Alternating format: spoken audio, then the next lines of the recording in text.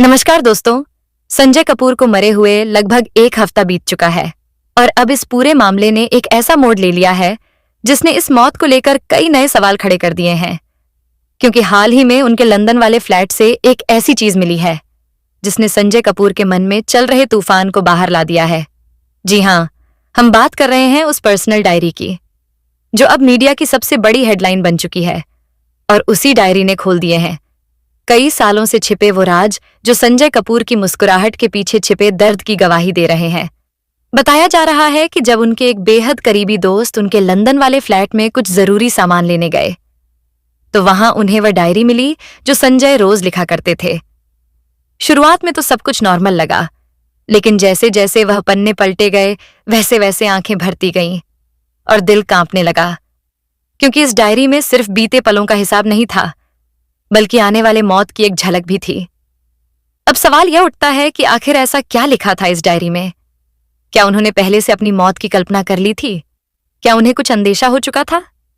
क्या वह वाकई अंदर से इतने टूट चुके थे कि इस दर्द को लिखने के अलावा उनके पास कोई रास्ता नहीं बचा था? और इस पूरे डायरी कांड के बाद सबसे ज्यादा घबराई हुई है उनकी दूसरी पत्नी प्रिया सचदेवा, जिनका नाम इस डायरी में बार बार आया है। तो आइए शुरू से जानते हैं यह पूरी कहानी। वो दिन था 12 जून 2025 का, जब लंदन में एक पोलो मैच चल रहा था। मैदान में घोड़े दौड़ रहे थे और संजय कपूर पूरे जोश के साथ खेल में लगे हुए थे। किसी को क्या पता था कि यह उनकी जिंदगी का आखिरी मैच साबित होगा। खेल के बीच में ही अचानक उन्होंने अपने घोड़े को रोका और बोले, I think I have followed something. और फिर वह मुंह थाम कर नीचे गिर पड़े। लोग समझ नहीं पाए कि हुआ क्या है।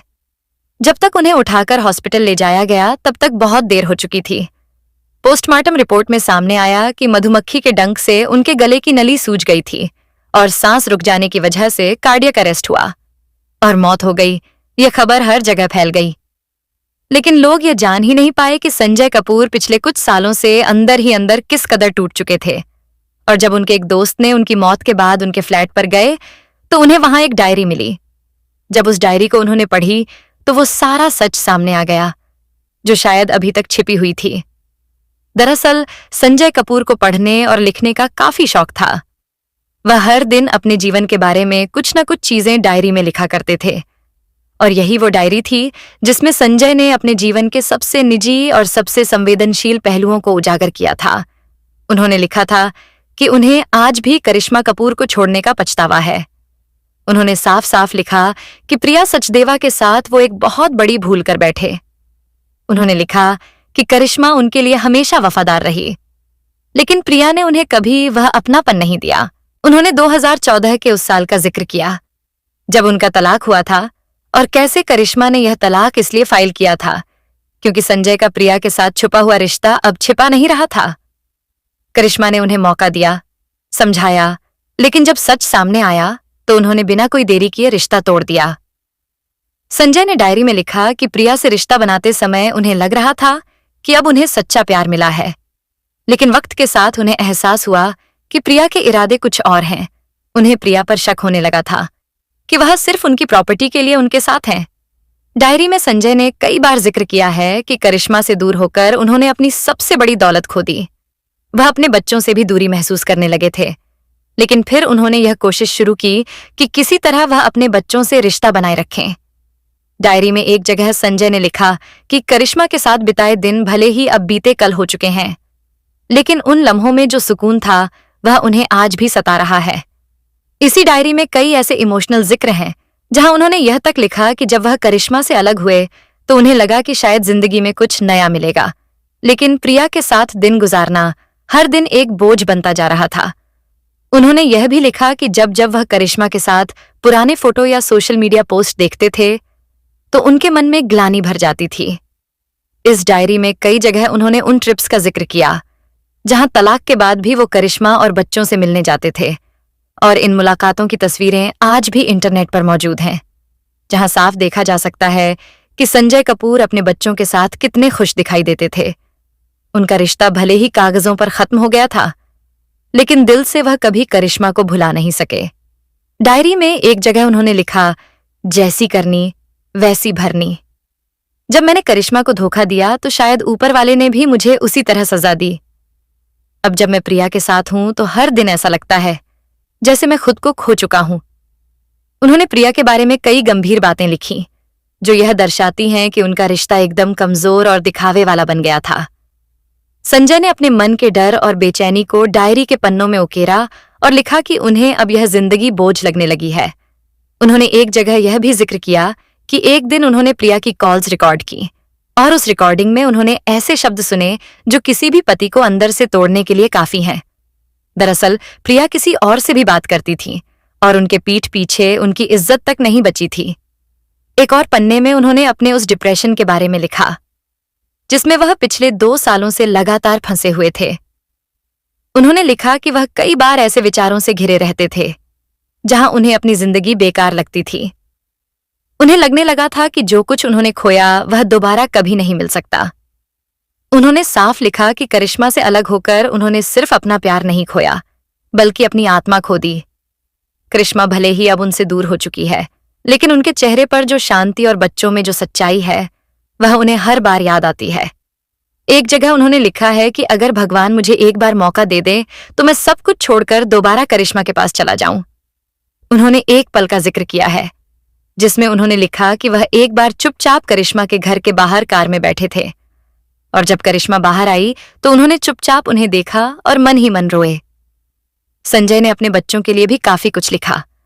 उन्होंने कहा कि मैं जानता हूं मेरे बच्चे आज मुझसे नाराज होंगे, लेकिन मेरा दिल अब भी उनके लिए धड़कता है।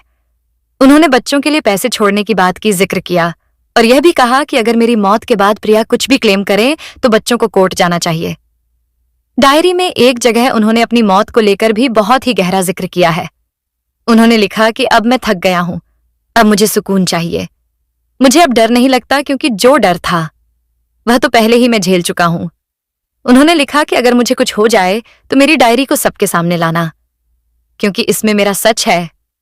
अब इस डायरी के सामने आने के बाद कई लोगों का मानना है कि संजय कपूर को धीरे धीरे मानसिक तौर पर तोड़ा गया और उन्हें उस जगह लाकर छोड़ दिया गया जहां से वापस लौटना उनके बस में नहीं था। डायरी में आखिरी कुछ पन्नों में संजय ने सिर्फ और सिर्फ करिश्मा की बातें की। उन्होंने लिखा कि वह आज भी उनकी मुस्कुराहट को याद करते हैं। उनकी बातों में जो मिठास थी वह आज भी उनके कानों में गूंजती है। मुझे माफ कर देना करिश्मा, मैंने तुम्हारा दिल दुखाया, तुम्हें छोड़ा, लेकिन आज मैं समझ पाया हूं कि तुम क्या थी। अगर मेरी आत्मा कहीं जाती है तो सबसे पहले मैं करिश्मा से माफी मांगना चाहूंगा। इन पन्नों को पढ़कर सिर्फ करिश्मा कपूर ही नहीं बल्कि लाखों लोगों की आंखें भर आईं, क्योंकि यह किसी फिल्म की स्क्रिप्ट नहीं थी, ये एक असली इंसान की टूटी हुई कहानी थी।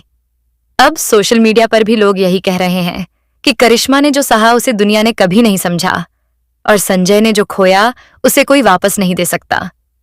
लोग यह भी कह रहे हैं कि जैसी करनी वैसी भरनी। एक वक्त था जब संजय ने करिश्मा को धोखा दिया और अब वक्त ने उन्हें उसी मोड़ पर लाकर खड़ा कर दिया जहां सिर्फ पछतावा था, अफसोस था और सन्नाटा था।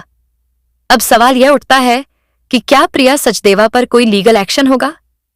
क्या करिश्मा अब इस बारे में कोई बयान देंगी? ये सारे सवाल अभी अधूरे हैं, लेकिन एक बात तो तय है कि संजय कपूर की मौत अब सिर्फ एक एक्सीडेंट तक रह गई, बल्कि एक इमोशनल क्रैश बन गई है। इस डायरी ने सबको सोचने पर मजबूर कर दिया है कि रिश्तों में सच कितना गहरा होता है और धोखा चाहे जब भी दिया जाए वो कभी माफ नहीं होता। आज लोग करिश्मा कपूर की ताकत और सहन शक्ति को सलाम कर रहे हैं और वही लोग संजय कपूर के आखिरी लफ्जों में छिपे पछतावे को महसूस कर रहे हैं।